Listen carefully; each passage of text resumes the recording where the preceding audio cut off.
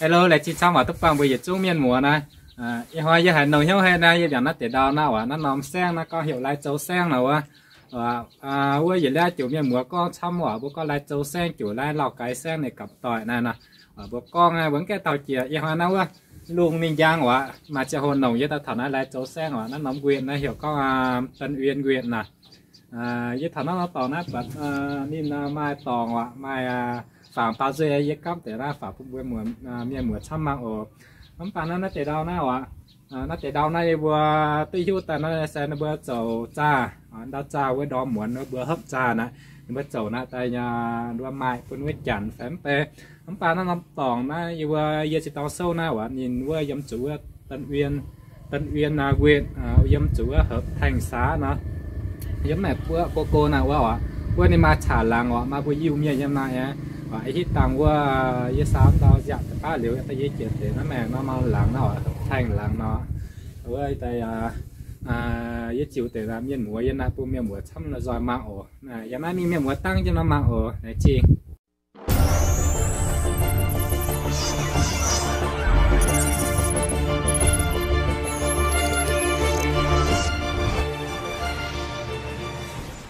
ô miền mùa nay quá chơi yêu con quá vua trà vua trà này nó vua trà tất cả trang yếu miền mùa dân lại châu sen nó bùng này nó chẳng trà hắn nào miền mùa để có cho hoa mít cua nó có là cái gì chẳng này cho nó là cái sen kiểu lại châu sen như tỏi phát nha giống mít tài gieo nè cái hoa nào luồng hòn luồng duệ vua mà để cho hồi ta thằng này chịu từ nào nó tỏ nào nên sao cho nó chẳng cho ta bua ở yên nó chịu mang cái dẻo nè không bán để chạm nào nó vừa chạm nó vừa cá dịch ra nhà lọ vừa tán chuột cho hồ ăn vừa cá như nhở men duệ nhá nó bây giờ nó tỏ nó nó vừa chỉ tao chầu ta mai là chăm mua nó vừa chầu tốt duệ nha lọ nó vừa để cho nó vừa chầu mịt tài duệ nhá chịu cái phun như một trăm mạng rồi bán đâu cái đi chơi nhang á này cái đi trắng để nó bữa cá dịch ra nhỉ cá dịch ra vừa cá là ní đuôi vừa thằng để lên mặt để con vừa bún đi cho chủ nó mắm bán để nó men nó bưng nghiệt đi chặt tươi nhỉ lọ nghiệt đi chặt tươi điều gì vừa hạt nhỉ vẫn bể chất là nó sẽ nghiệt vừa anh trai như có mai nom lặng nó vừa bây giờ miền lặng nó vừa giờ nó mệt phụ nó vừa giờ phiền cho giờ hoa mi vừa hiện ra cho mẹ khang lắng này nếu mà mai vừa lụa chẹp nắm béo mà lụa chẹp chiêu miền nhầm lại vừa yêu miền này vậy nó vừa có vào ấy chừng nó vừa có vào căn vừa telephone nó tài nó có vào tỏi qua vừa neo vậy vậy tôi hiện cho nó vừa nó vậy hỏi ta thằng này đây vang về nó vừa dẻo cả nó vừa hiện nay nó vừa nó trở nhận trở hôm nó ôm như mùa như vừa giúp nhau với như vừa ta thằng này với y pe lên nằm tổng này nè hay bữa ta thảo na tại ở YouTube na là tập buông nên bữa nhìn tập buông nó mai bữa yêu miền nè bữa hẹn nấu hiếu hè nè này bữa chìm cho nó tai biển mai quả ấy hiếu tôi tai na nắm tập buông na này mai gom chom nè hay bữa nhất tai quả ta giàu gom chom nhiệt tai với ta lòng một tài trăm với YouTube mưa ở đó mai miền bữa hẹn hỏi hè nấu hiếu hè bữa tai cái ta này bữa vì nhà nó mẹ phụ mình vì nhà nó mẹ phụ mình thầu bữa miền như làng quán có hiểu hợp thành nó thì đã hiểu hơn này xóm nó giờ nào chẳng á thì còn nó cắm xỉa đây nó có hiểu hợp thành nó hít tàng vừa biểu mà cả quán nó vừa miền sẽ hang vừa nhì miền vừa phụ miền có quả sáng hang họ mà cả nó vừa nó tập buông và nó vừa nó tập buông chẳng có và nó bị tròn nó bị bổ vừa họ nó vừa trúng đầu vừa nhì hang ta mà cả bên này cả nó bị mai cháu hai nhung nhặt cháu hai nhung hấp mùa ta giờ chưa thang thì gì nào mà mặc hoa cô thì quá tôi miền mùa mặc nó chiên cho phán chiên họ năm cua là sẽ mà miền nhịp cho nhé đó mà miền họ mà tại thì có đó nó làng nó cắm tè pi năm làng họ chỉ đã hết pi năm làng thì nó có nó cắm tè biển Việt Nam làng ha nè nó hiểu xã hợp thành nó ở đó này vừa sẽ phát hiện chẳng hết ra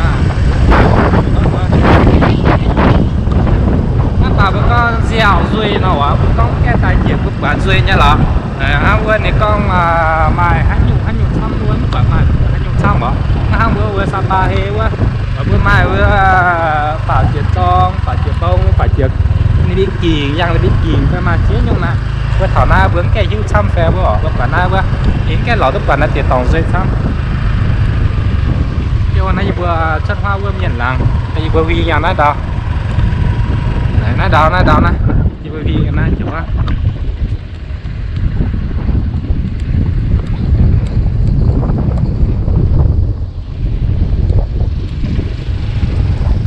ở trong quay vừa sâu quá, nếu mà chỗ ta hắm bao quá mà cha này gì nha hết nó.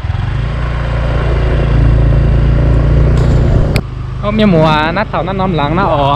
ở với con ma miên ở ba chăn quá, ma miên chủ chăn chăn bạch chê nuôi dâm thôi, cho nó để đầu nó đi. Nên bị lắng nó tại quá ở hang bùi nhi nha lọ, quá nuôi tập cuốn quá chấp bạt bè tiền nha, cái hắm bạt bữa nay bả tạp bèn nha, bùi dâm nha nó. Hôm nay mùa nát thầu nó nóng lắng đấy ní. Nó lắng này qua đi mai miền chiêu miền thăm nhờ lọ này tiêu nào à tiêu nào miền quạt để tiêu hiểu hay nhung vui chặt chơi quạt nó có hiệu quả mít nè đó là hắm bao qua liền miền làng ọ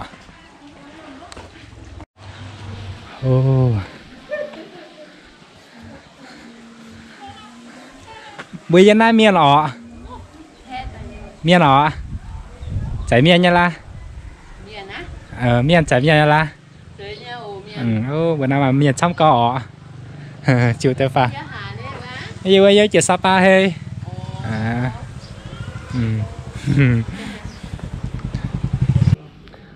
miền mùa này hôm nay ở giết thằng nó nóm lặng nào mà miền nó bây giờ chân na dẻo nha và hít tàng bây giờ mình chịu tệ ta ăn chưa na là mà cả nó vừa nó bung miên nó xa nó bây giờ chọn chỗ ở nó vừa con hoa ở nó bây giờ nó chậu nhà chợ hôm hắn nọ liệu tăng miên mùa tăng chơi thì cái gì mà cả nó vừa ở nó thằng nó nóm lặng này đồ ăn đâu mày để miên mùa mà để mùa to với na dẻo này vừa chịu tiền nó ta thôi chiều thôi lại chơi sau mà tốt vào đâu chế tàu mùa à thì hỏi tan đâu dẻo mà bây giờ nó thôi trồng như ở nông hiếu con nè ta chịu tiết tiền ta anh cho nó phun dây căn mạng ở phun một tòa trong mà ở tôi nhà hao ở ấy bữa đầu bữa mùa bữa phê to bữa chế tàu ở bữa bữa chọn chỗ tôi dậy con nè chủ nó tàu mùa ở thôi chỉ hiểu trồng mùa nè có chỗ á này chịu tàu mấy vi lấy hậu chịu ba tại sao bữa có hiểu là bèn ở là bèn này bây giờ tôi trồng dậy con nhé qua giờ xí qua giờ chút chiều miếng muối chăm mà để còn nữa giờ hoa mấy cuộn này mí là buông này nó con này cả qua chẳng nay giờ nay lọc cái sen chủ là châu sen nít tại phát nhẹ chẳng nên tại nay chiều để mà bua dẹo nè ý hỏi rất thành nay tạiว่าgiờ còn mấy mua bua chế tao đầu mua mà bua ở gì mà bua chế tại nay chiều thế tiêu ở thôi tại nay tạiว่าmà bua giờ nó tập buông nay bua chỗ nhà chỗ hôm hắn nhúng hắn nó chỗ con mà bữa hay con bữa hay hôm nay tôi nhận tại hít sẽ mà liền sẽ cho ba liền là hay mà liền là hay vậy tại dùng chưa dẻo là hay thôi mai không con một mai trà là hayอยู่kết trà là hay thì bữa dầu tung xí vậy yếm nát buông nào yếm nát buông đào nát bữa xe bữa không phải truy bữa nó nông gỗ này bữa xe mà nông diêu nha phải bác cổ để nó xỉn nóng hít xe nó tụt trắng phun nồng diêu lộ có hăng em bên chẳng ton sẽ tới nhị chiếm là hai phun nồng bé sẽ ton sẽ trực biết là nó sẽ phun nồng thì nó tự có phun nồng bé bạn vậy lại chi sao tôi ban đầu cụ mẹ nói heo có tôi bao cụ mẹ tôi bây giờ hả cụ về tôi chết hàng lộ chép chơi hàng bữa hàng ký cổ hả bữa mạo hiền phẳng bữa bắn cái cổ nè cụ hiền phẳng cái này mạo hiền phẳng phải luôn nha bữa cụ vì đã hiên bữa tập buông nó nằm lắng nó bữa hiểu có hiểu hay nhủ lắng hoa hợp nó hiên hoa hợp bữa vì đã hiên bữa chắc chẳng bữa chất sể tay nó tỏng phải bữa yếm phải nó tỏng bữa suy ta này bữa chất sể đi nằm so nghe nó khăn độ đấy nó khăn độ suy tận này tia nó so tụปูnó so tậpปูbé nó vừa tại định cư nó vừa di dân nó vừa chuyển nó vừa tài nai vừa nó hổ bé nổ hoa bé dân tia nó so ha tia nó so bé mà tòng giờ nhận giờ hôm gầm nhiều nó vừa giờ đâu vừa thịt điện bé đâu vừa nó vừa biệt phá bé gầm hiếm dành làng bé nó vừa chuyển nó vừa tàiแต่nay nó tại định cư bữa nó nằm lặng mà xem mà bữa yêu miền như nó chăm nhà phá mà chăm như bữa nay nó bé liền chăn miền bé mà cái phệ miền bữa nay phệ miền miền liềnเป็นnhiều rồi hả thì cùng lo tài nay nó bữa chuyện ở bữa tàiแต่thở tài hùng mai hùng về yếm về nhận ha với nhà bữa nó nằm lặng nó nhà bữa nó hộ miền với ta con với chả chế có dao đỏ bữa giờ nó bữa con bữa là chỗ bố có vài vấn nặng tỏi bữa na nè gì bữa con xem đâu mua bữa mọt tới hiu nha ha hiu nghe bữa bây giờ nay bây bữa thưởng đâu có thịt chén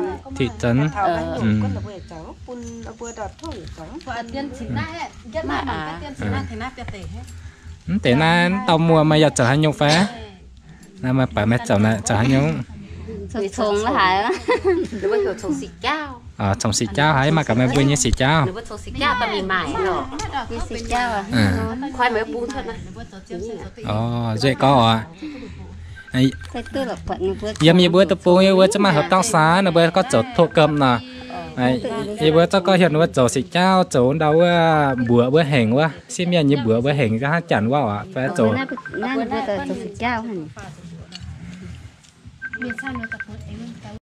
ว่ามัวอ่ะดาวว่าบนนั้นเอาหลังนะแซมาบนจีฟิงเมียนมาทำแต่ฟิงแต่เนี่ยฟ้าหลังแม่เจอมาปีปลาฟิงเมียนกว่าจันเป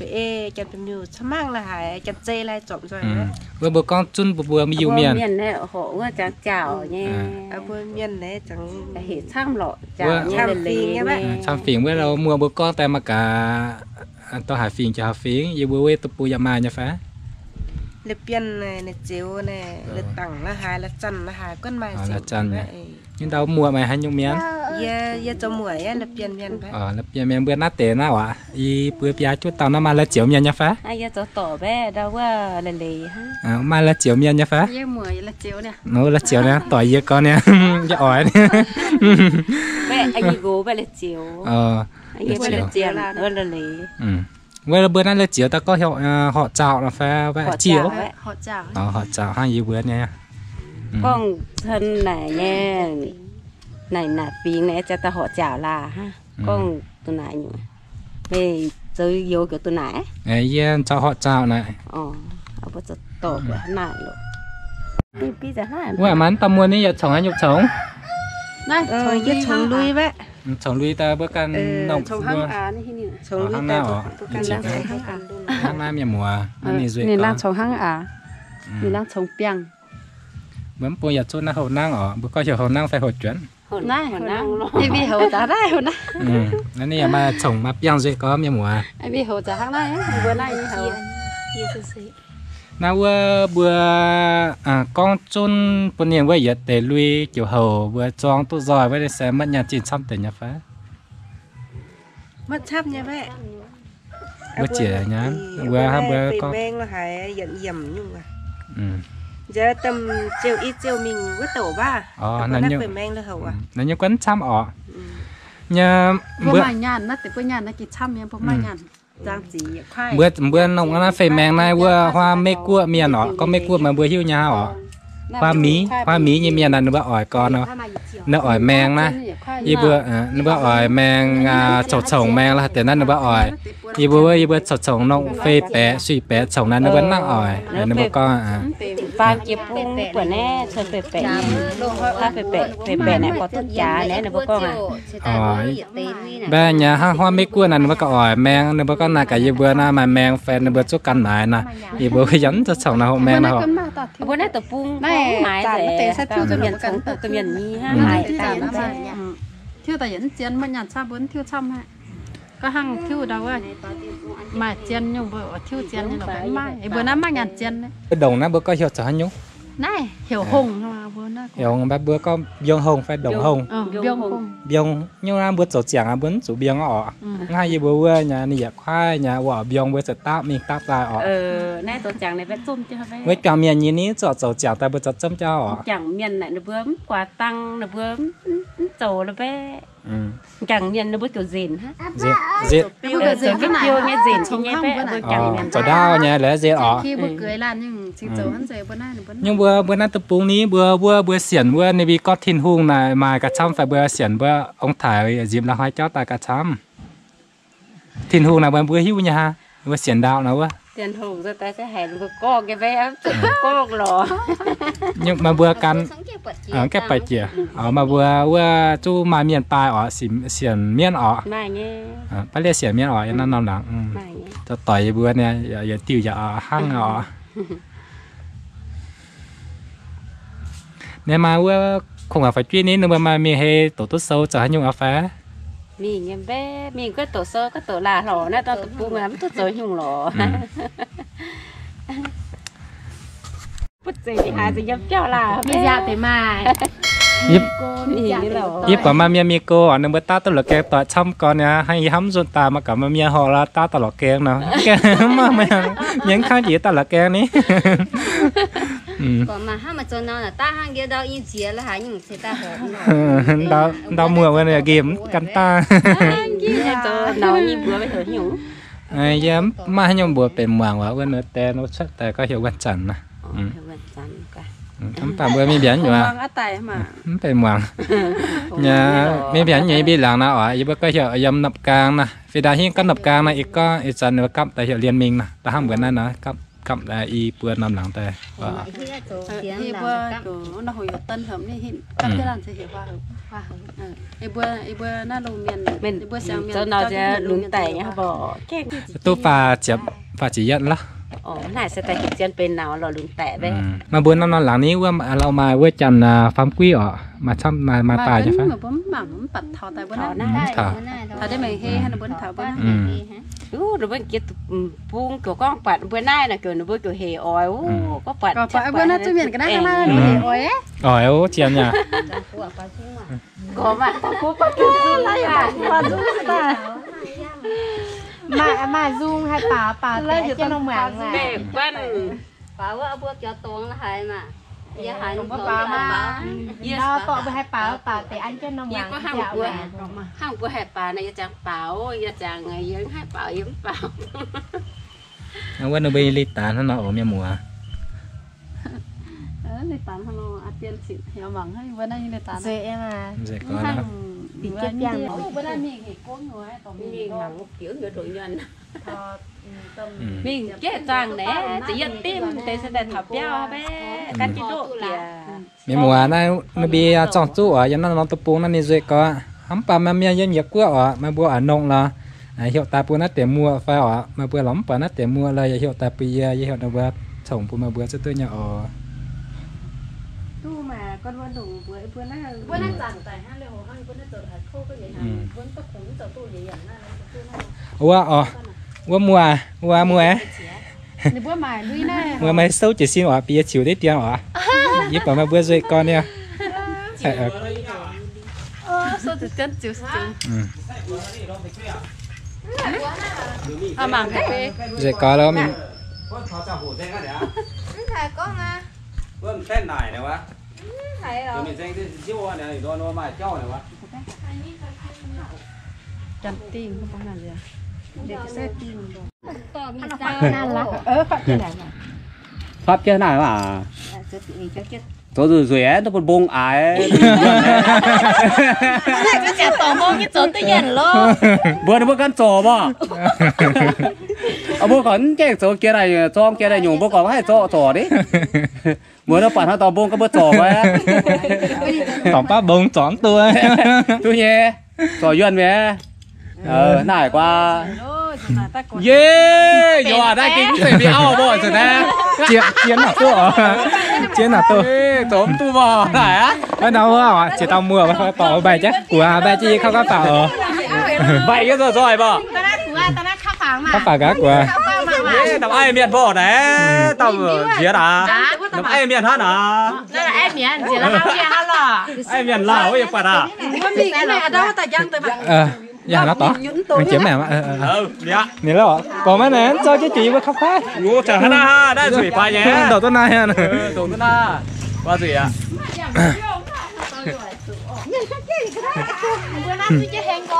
Hình nè, cái hình mà mang nhiều à? Ý chiến là tôi ở lớp có à? Nghĩ ta tao ý chiến là tôi à? Chiếm tôi à? Khi nào cũng bị ao thật tao đấy. Mà tao như bây nhỏ tụi mẹ ao bây ta đi hiểm ở nào tải pi. Là như nhưng mà cổ và tôi cào nó chiến tôi chị Hoa. Bây giờ tụi hai có chào bây tao ôi như lỗi như ao à được bỏ. Bạn như ao nhà nó hùa nó quá này bỏ. Này bỏ. Một con cây chỉ đi cá này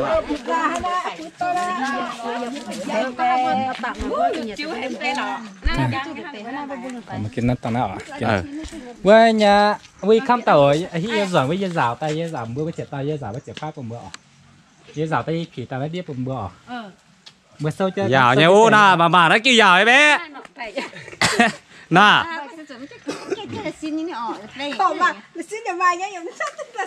đấy kia giàu chăm em rồi mua mảng mà kinh cho hơn mua mảng ồ thì giàu đấy đã tập buông chào ta phía hang lan họ ồ mua mảng nam hiền mùi bà lùm rồi ta kia gió hề rủi ha ta bảo ồ hai mà nó 2 3 quá rủi á ồ 2 3 giàu có tải rồi nè lang thì nè lang thì hiến đằng giang lang thế à này đâu khắp chết chào nhột chiếu ọ một quỳnh cả cái chả bật chiếu 3 ô rủi quá bản tua nè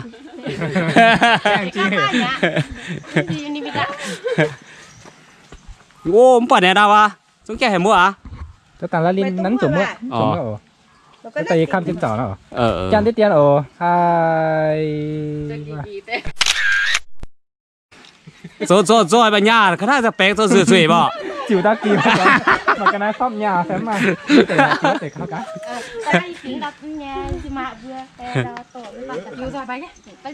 đây kia rủi ô mưa ta mưa tỏi tập buông á yếm cô ta ló mưa tập buông miền có sổ quạt trình quạt rủi hang mưa rỉnh đấy chính quả mưa tập buông miền ô nè cho nó chăn bao quả rủi đâu 2 3 rủi quá ô bây giờ rồi mà Kiểu kết với nhà với bà say. ta liền rời nhà Mà cái gì sao bạn? Cái này đi sao đi được thôi. Mấy kiểu nước khác khoai. Dạ. Vậy nhà pháp cái này thì chỉ là khóc khai. Mẹ chúng tôi thỏ nhà con lỏ. Hello, là chị cháu ở bây giờ trong miền mùa. Nay hồ nay giờ thỏ nó tỏng giáo sinh như tỏng nào lâu miền mùa. Hắm bà giờ giáo tôi rồi là ai chạy tài quá bảo mà cha hồ giờ chiếu tôi vừa trong miền mùa vừa tôi quản nè. Hiện nào hồ nay giờ thỏ nó đi giang nào giáo ôm chom có nó hiện hồ nay giờ giáo tôi chậm phút chậm nó mà vừa chậm phút vừa hãy vừa hệ giờ chân nát này dạo chiều tiếp mùa hắm bà tay giờ anh hệ ở giáo giờ bia giáo giờ đó nè chiều tiếp miền mùa bây giờ bữa ăn chiều với chiều này bữa ăn chiều chiều bữa canh chiếc trâu nó tài canh chiếc trâu nó tài gì vậy nè đâu xem mà y bữa năm giang nha nó đi mèo nó chỉ giờ đi mèo nó ở đó đi mèo mà mùi ăn mi giờ giờ đi mèo nó mà miếng mùa quên mà nó chẳng quên mà con sen nó mới nè cá sấu tút để đi cái hiên tệ nè bây giờ thật giờ nè là rồi miếng mùa cái sen đâu đào mà y nó đâu có miếng mùa tút quán nào chấm chả nhân đó khoai giờ nè nó tế như nó bây giờ nó chỗ cho nên này cho nó cả biang để các con già tế nhá đó ô vừa biết ra bèn thêm một thốt chiều nhà nó bây giờ nó mẹ các con già tế nhá đó không phải ta già thì mẹ nó lưỡi dẻ phải già cho mẹ nó như chịu tiến tới đâu mà miền mà chẳng ta là vừa chịu tới vừa ở trong miền mùa tung mạng này vừa nó mà chẳng chăm như ta già lọ đâu quá mà chẳng chăm như ta già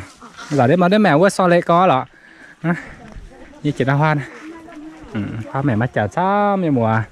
muốn đâu ở cái chi tàn này như chịu tí tiền ha ở ăn chịu sao lọ chịu sao mua tàu vừa nhà chả nữa nó vẫn chú ly nó hiểm bùa ra đi nó tiền na bé tôi chóm cho bảo mà già xăm nha ấm bán nó này nó vừa chỗ ta vừa miền chản rào vừa nhà nước nó vừa ạ hủ cha vừa nó chỗ ta đến chỗ mất chín nắm pe nó đào cái đĩa này cái đĩa nó ổ như mùa cái này cái đĩa này rào so lệ có luôn nó vừa miền chản vừa chọn miền xí miền vừa chung vừa cắm trên này rào so lệ có lọ nào rồi những so lệ có lọ những họ miền chả chung vừa cắm trên này rào tay giờ na tay chịu đấy tiêu hả dễ rào yến chịu mà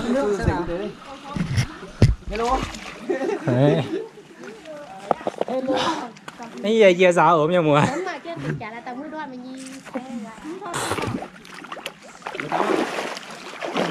ai sao lại có đâu mày nói về từ lạc của mày tự đấy hả phải liên à mai bên nhà bên nông tổ chức sót ổ mai bên nông tổ chức sót nhà tít tàn ở trên này vừa bao nhiêu người trên này ổ dưa tại ôm nhiều mùa khô cỏ tao nói này sao mình nhàn bùm nhau mà cả thì bà lại chia sắp ổn tao còn tao như tao cho như tàn đấy tao còn này em cho em đau hả nó còn mà lúc tao nói giờ phá tại kia à chị giả hết là cái giả lửa thế nó giả đấy à vừa là hỏi câu chỉ lúc mà câu chụp cái hang hết nào hả thế này lúc kia đấy sắp có rồi đi về này tấm tàn này bơm sắp có làm như mùa nó bơm cho mình chiếm tới nhiều cái đĩa bùm bữa ha nó quên nằm như chiếm như cái đĩa tới nhà lô cái hồn này cho mẹ lọ này cái con tao đấy giờ hẹn đi chơi tí tiền gì nha không phải con miệng múa con hết này giờ hẹn ỏi nha người ta bò mình gần bò phát cũng là nhân đặt nữa lại là nông gà ô mà chào hồn của ta tiểu chỉ về nó rào cả bớt ô để chiều